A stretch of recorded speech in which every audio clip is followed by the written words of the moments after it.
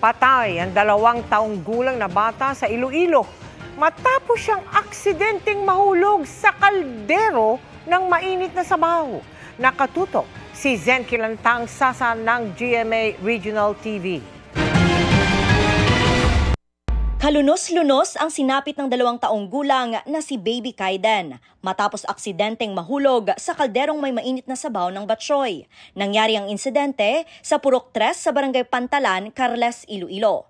Ayon sa ina ng bata na si Janet, nagtitinda siya ng pagkain noong August 8 nang di niya napansin na naglalaro sa kanyang likuran si Kaiden. Nagulat na lang ito na bumagsak at mapasok ito sa kaldero na nasa sahig noong mga oras na yon. Nabatikan ko na lang, nakibot ako nga nagugampal sa ma'am, nakasulod na nakita ko sa iya, nagapungko na siya sa kaldero nga may saba mo tugin bakit ko sa dali, kagin nangayo ko tabang. Bagamat hindi na kumukulo, mainit pa raw ang laman ng sabaw ng kaldero. Kaya nagtamo ng 4th degree burns ang bata. Kaagad namang dinala sa ospital ang bata.